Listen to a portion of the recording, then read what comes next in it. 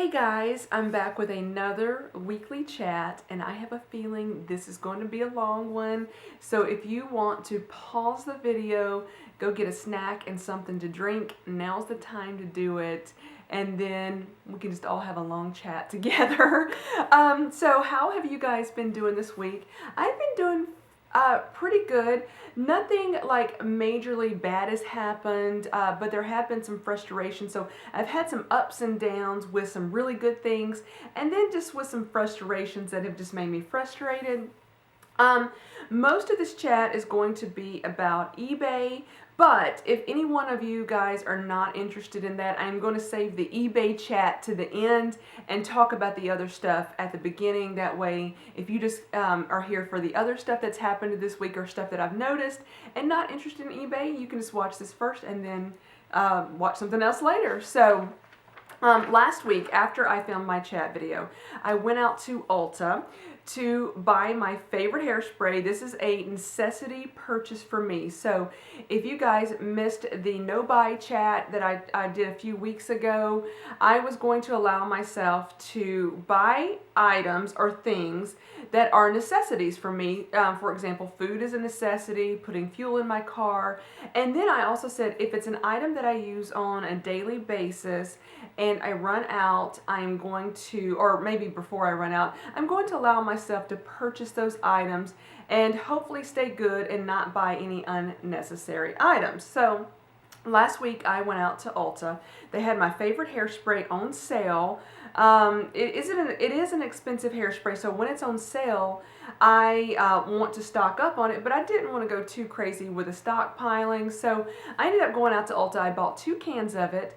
I also had a $3.50 off Ulta coupon, and then I also had some points on my Ulta card that gave me some money. So I ended up buying 2 cans of the hairspray for less than the original price of the 1 can. So I think I got a pretty good deal on that. And then, you know, I also looked around Ulta. I wanted to be really good and not buy anything else. And I was true to that intent. I did not buy anything else at Ulta. I was interested in those, I don't know if they're really new or not, but those new, I think they are L'Oreal masks, and there's like 3 of them. I've seen them on different people's either blogs or Snapchats or YouTube channels, one of those 3 social media places where a lot of the British people were sent these products, and I got really interested in them. But I did not purchase them because one of the reasons, it is not a necessity, so I didn't want to violate the no-buy policy that I've set up. And then it also, I know that L'Oreal also does a lot of coupons for things, and I was really wanting to wait on one of those. And then I found out Target has them cheaper. So at Ulta, the price was, I took a photo and put it on Instagram, but I don't remember. It seemed like they were $12 and something at Ulta. Target has them for $9.99. So whenever I actually find a coupon for them, I probably will pick them up, or at least one of them. So who knows if I will get it. But my story is kind of going on to something I think was a little bit, I'm not sure how to put it. So I was good at Ulta. Then on my way home from Ulta, I was passing by, or very close to Sprinkles Cupcakes, and I remembered a photo on their Instagram page where they were doing this lemon meringue ice cream. Well, I love lemons, I like meringue, and I thought, I want to go in and get that ice cream because apparently it's like limited just for the summertime, and I was like, I'm just going to get the ice cream. That'll be an okay purchase, and won't be too many calories. Well, when I got there, I got the ice cream, and I also went home with 2 cupcakes and ended up spending more those cupcakes cost more than one of those L'Oreal masks did at Ulta. And I was like, girl, what did you just do? Number 1, you didn't need the cupcakes.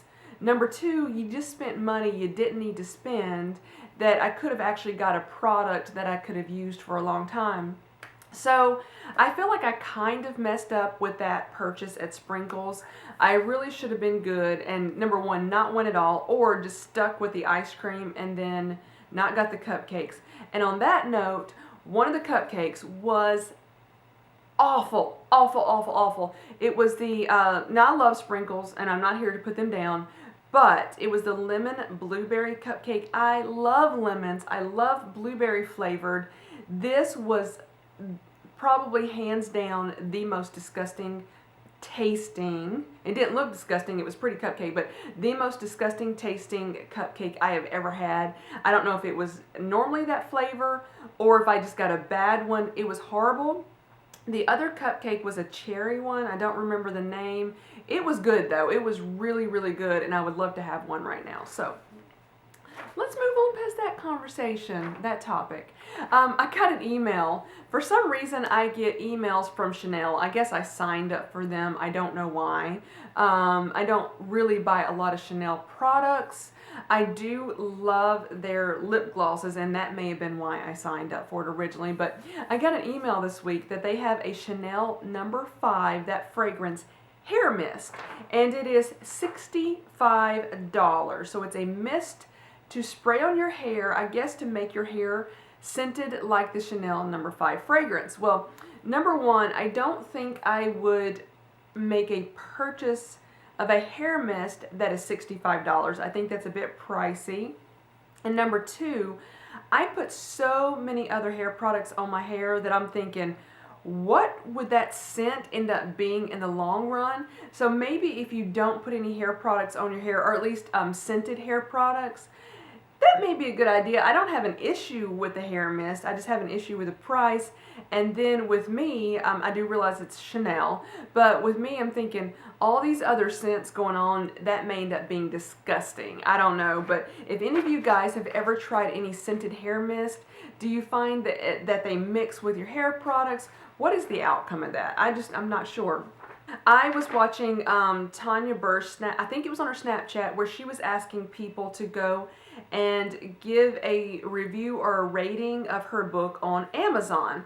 And so I went over to Amazon, and I realized there's Amazon UK and Amazon, I guess, US. The US ratings didn't have as many ratings for her book, but the UK one did. And it was almost, not quite, but almost 50-50 negative ratings as opposed to positive ratings.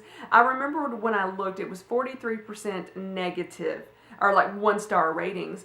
And people were just very upset over her Tanya Bakes book, saying that the recipes are wrong in it, or they're just measurements are left out.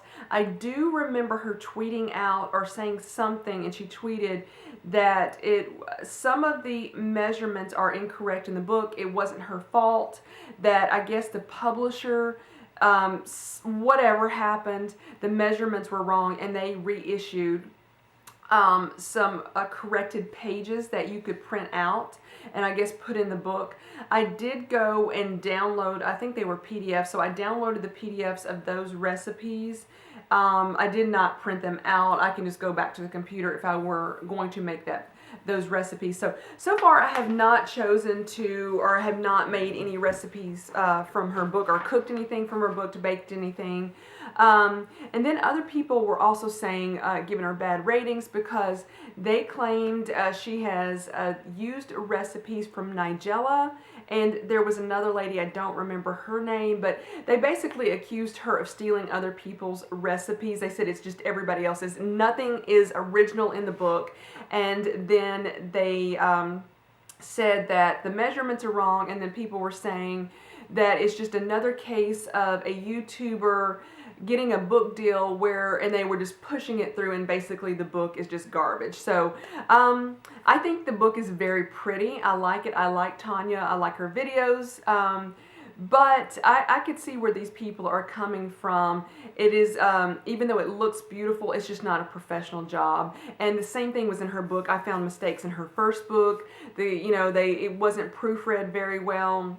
And so I noticed that. But again, I'm like, congratulations to her. Regardless of the situation, I am thrilled that she has been successful. And I think the publisher should have stepped in and made sure that it was proofread well, that the recipes were correct. Because she's saying it is not her fault, which I'm assuming she submitted the correct measurements, and then for whatever in the printing reasons, it did not get printed correctly. you know, I don't know what they should have done, but I think it should have been, other than proofread correctly first and never printed with all the mistakes in it. Just that's what I think. But hopefully, you know, I don't know that I will rate the book until I actually make some of the recipes, because other than it being pretty, I don't have anything else to say about it at this point. So, let me see. I want to talk about one other thing before I get into the eBay stuff, and that is, let me get comfortable here. I keep moving around. Sorry, I know that's annoying. I don't know what, the past 2 chat videos, I haven't been comfortable in my chair. I am not going to be doing a back to school giveaway this year, and I am not planning on doing any more giveaways for the time being. Number one, it is not because I don't want to do giveaways. I love giveaways. I absolutely love them. I love sharing items with other people. It gives me like a thrill inside to be able to share something, and I just love it when, you know, I just love giving away stuff. So it is not because of that whatsoever. I'm not trying to be greedy and not do anything, but here is the issue. And Melissa, if you know who I'm talking about, please give me your legal opinion. If you have one on this, if you watch this video, Melissa, I would love to hear your legal opinion.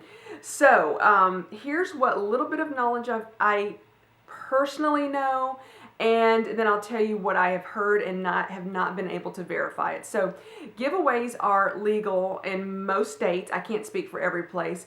Basically, you can do a giveaway as long as you are not charging somebody. I mean, you can sell things, but if you're like doing a raffle and charging people to pay for a chance to win an item, that is where the legality issues come in, or the illegal issues come in, is charging somebody for something. So, you know, I am not charging anybody, or I have never charged anybody anything to be able to enter a giveaway on my channel. The only thing, originally I went, basically followed the leader and said, you know, subscribe to my channel, like the video, and leave me a comment. I do understand that YouTube does not allow a YouTuber to do a giveaway where they require likes. I don't think you can even require subscriptions, and I seem to remember you cannot require anything. But I don't know how people enter a giveaway without at least requiring a comment left so you know that they enter it.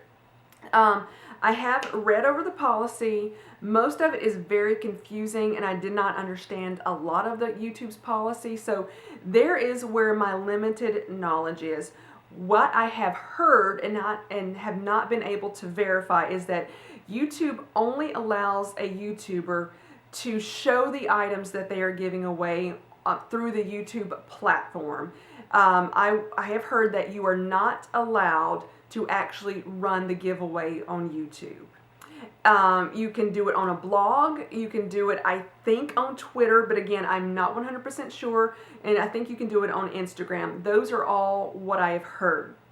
I have not verified that. So YouTube says, okay, it's okay to show the item, say, here's a giveaway I'm doing, and then leave the description down below, and then the person has to go to some other means of entering that giveaway, either through a blog. Like, you can run it on your blog and then just advertise the giveaway on YouTube.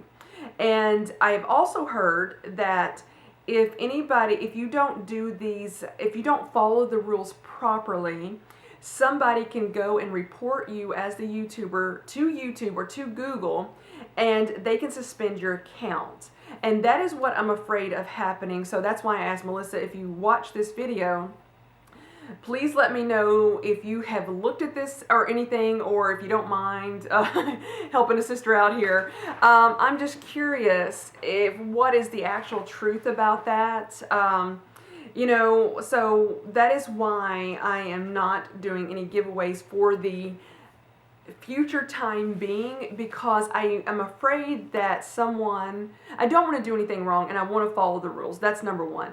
But through my ignorance, I don't want someone to get irritated or upset because they didn't win it and then go report me to YouTube and I get my account suspended. So all of the other giveaways that I have done in the past, I marked those videos private so that they would not be out there. So that's what I have done. So I do currently have a blog. It is a baby blog right now. There's not many posts on there, but it is still a Google owned how do you put that, like channel, or it's through Blogspot, and Google owns Blogspot or Blogger.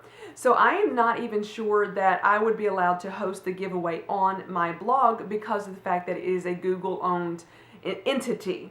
I don't know if I need to, say, buy a domain name and basically start my own website where I completely run everything. I just don't know. I just do not have that information. And if anybody actually knows and can provide me with documentation, because I don't mind listening to your opinion. I would love to hear your opinion, but I need to see actual documentation from YouTube, from Google, about what is, when I say legal, I'm talking about YouTube legal, not legal as in legal to do something in the state or in the United States or state I live in. You know, there's two different things. There's legality stuff, legal stuff that you have to do as just living here, and then there's YouTube legal stuff and illegal stuff. I hope that made sense. So if anybody knows and can provide me with correct documentation, and I can figure this out, I would love to host another giveaway. I love sharing stuff with people. So at this point, let me look really quickly. I'm going to move on to eBay stuff. So like I said, long video. Okay, eBay stuff. Before I get started with what is going on in my week, I wanted to let you know that my friend Katie has also done an eBay video, and she's been doing eBay, I believe she said in that video, for 15 years. She has some excellent information in that video, so I'm going to link her video below if you want to go watch her eBay video. She's just, I consider her an expert on it because, I mean, she's got 15 years of experience, and she has helped me out tremendously with my eBay selling.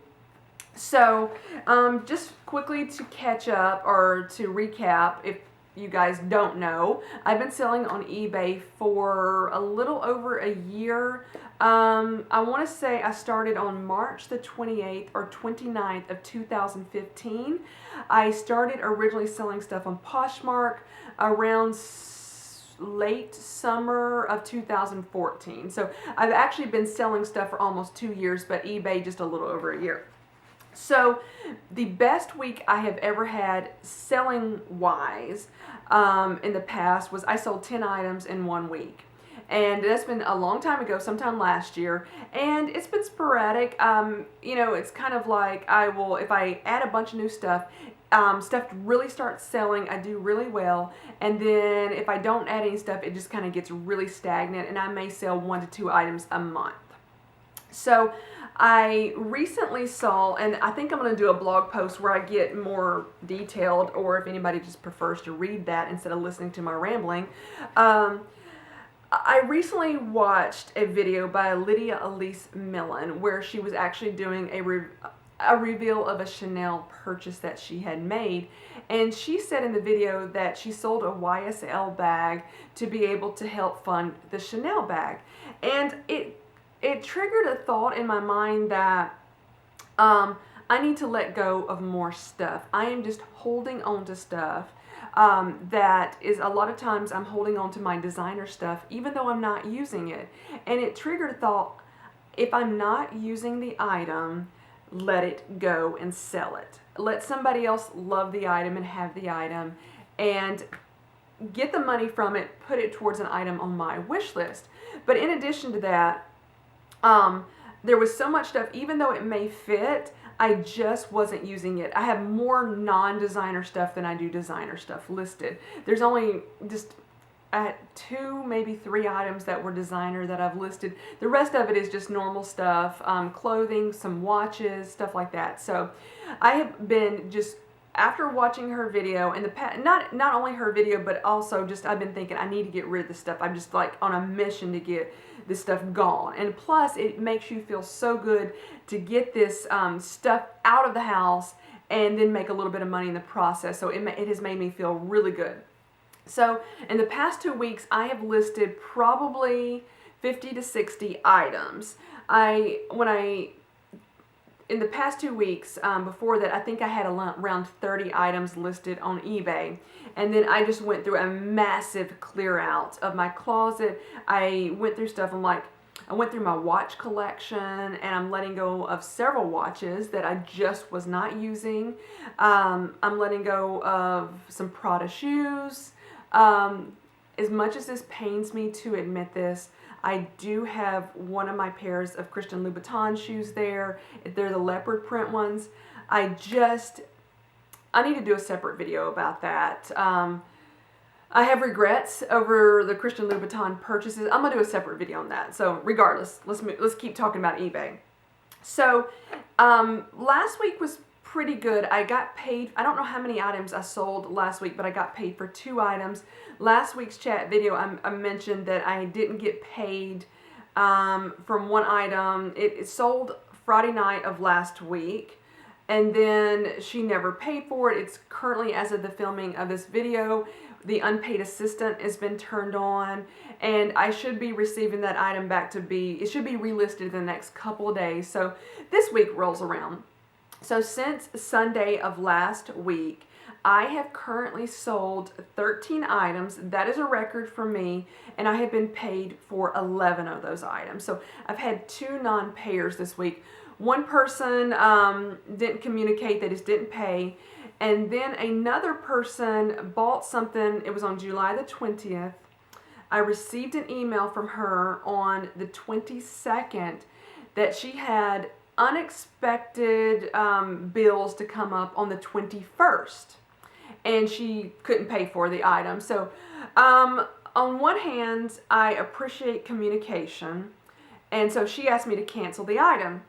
I was very skeptical. I'm a skeptic, let's put it that way, that her story is true.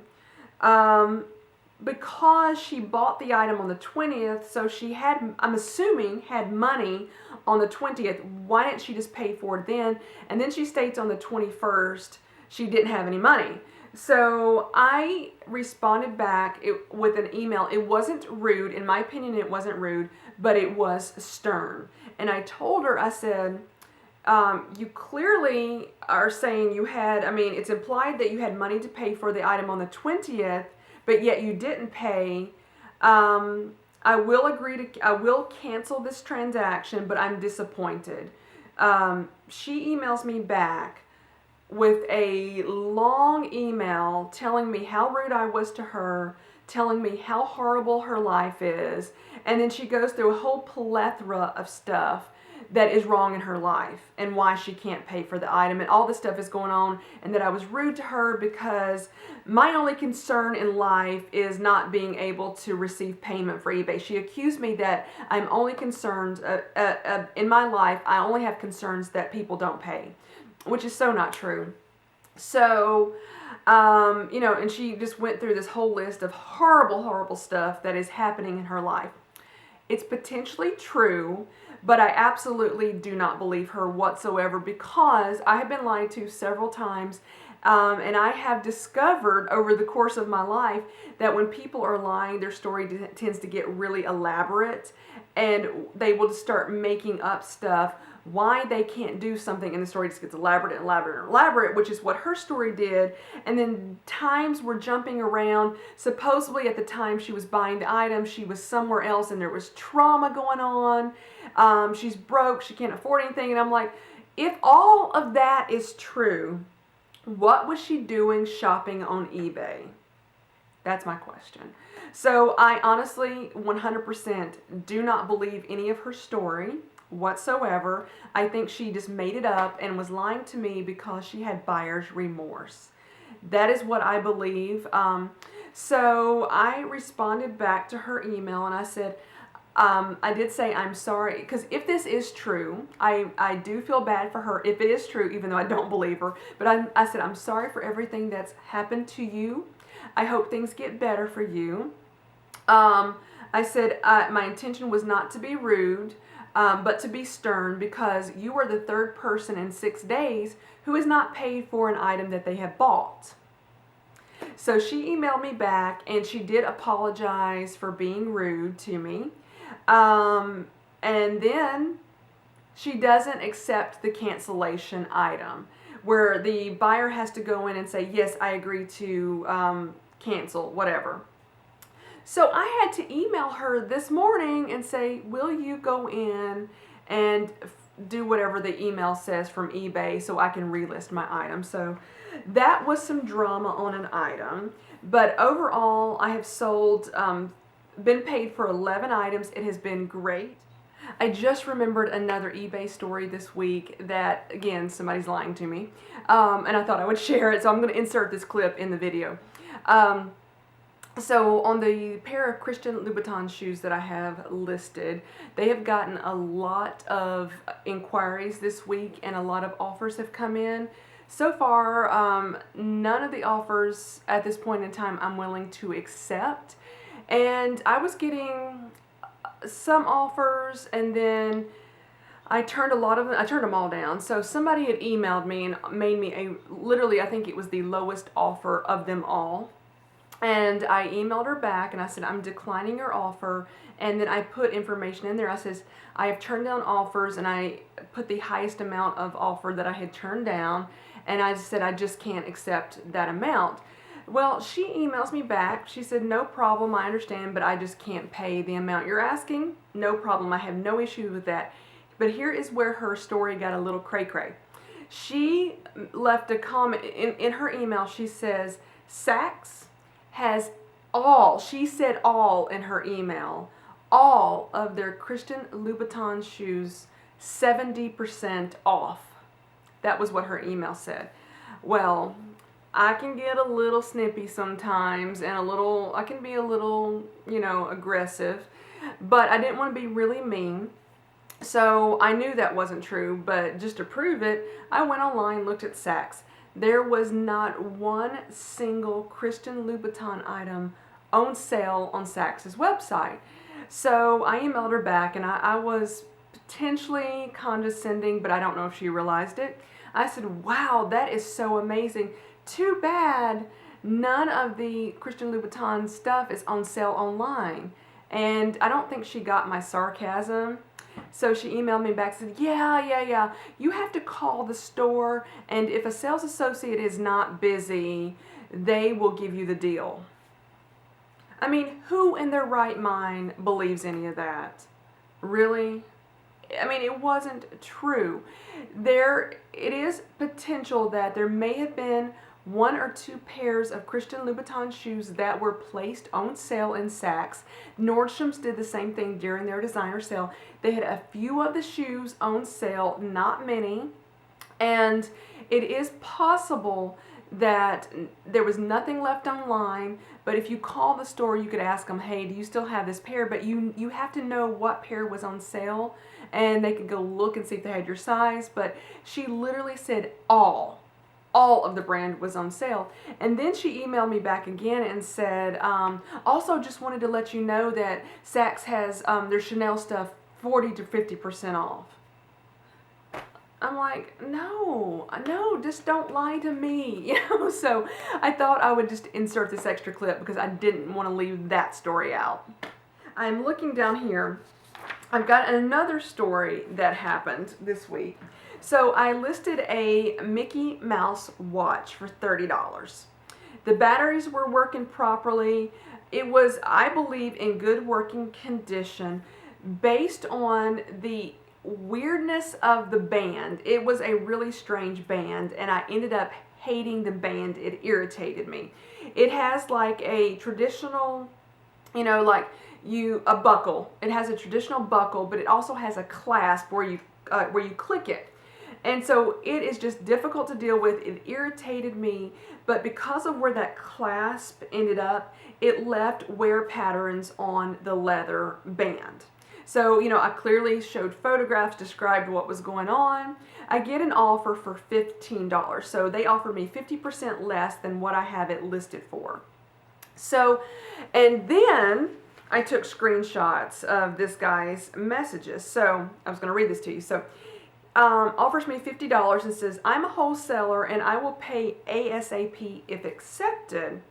So he told me he's a wholesaler, which tells me, unless I am misunderstanding, he plans on reselling the watch to or selling the watch to like a retailer or reseller. So he's just like, I'm going to buy a bunch of items and sell them to somebody else.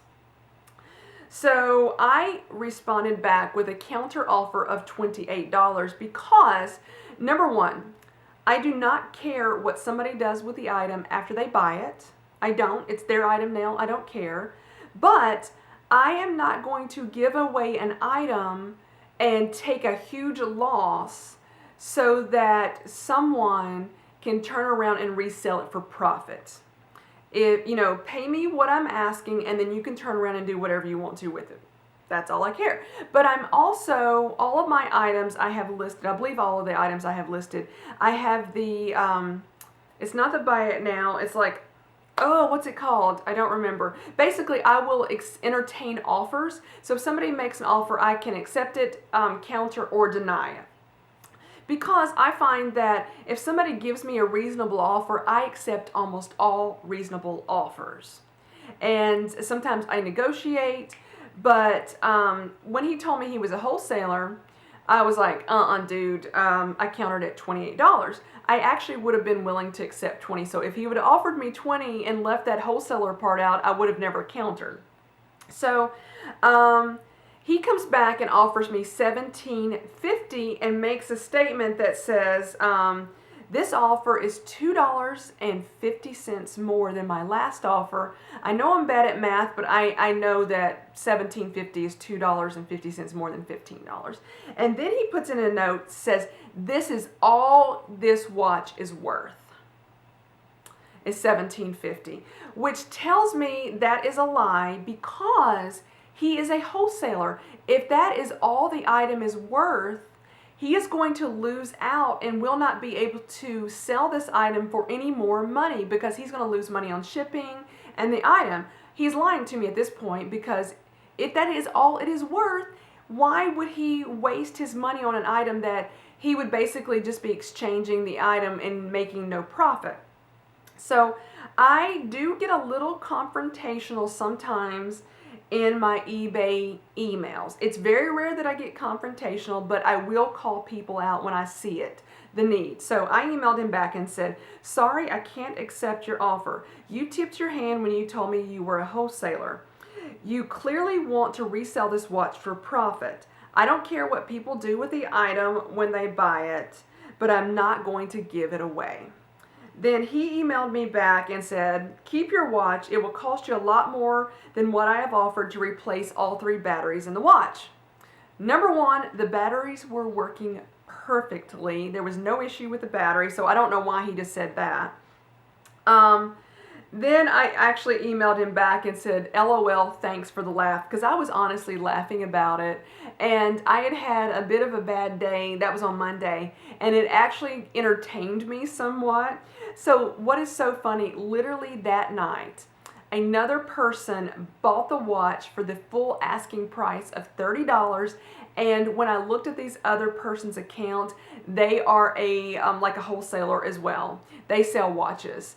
And I just started laughing because I knew at that moment I was vindicated by his lies, that they were complete lies, because this other wholesaler paid $30, didn't even try to negotiate with me, and that made me think I was actually giving this person a really great deal on the watch, and I should have actually charged more. But anyway, so I thought that is interesting. So if you are going to be interested in doing eBay, it has a lot of positives. It has some negatives. People will absolutely try to scam you and lie to you. I would say if you are interested in selling, you be the honest person. You make sure the number one thing is be honest. I mean, brutally honest in your descriptions. That you don't want somebody coming back and saying item is not as described. You want to make sure you take good photographs that are clear and that you note every single flaw and have photos of that. If there's a hole in something, take a photo of the hole, and then, like, say if it's a hole in a shirt, You know, you're like, it's an expensive shirt, but it's got a tiny or little, maybe it's a sweater and it's got a thread that's pulled. Take a photo of that and say it in the description. There's a thread pulled in the sweater. See photo. Stuff like that. Be honest with it. And just know that you are going to be dealing with people who will try to scam you.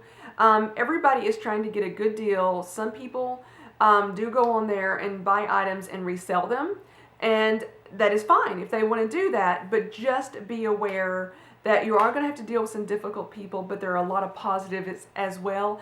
And I am happy to report that I now have a record for receiving payment for 11 items in 1 week. Selling 13, but received payment for 11 as of the filming of this video. So I'm thrilled about that. I'm going to go ahead and end this video now. And I do need to write the blog post about my eBay. I want to do a blog post on eBay and get a little bit more in depth about it and hopefully less rambly and more concise. So I'm going to go ahead and leave you guys here now. I hope you have a blessed and wonderful week, and I will talk to you guys later. Bye, everybody.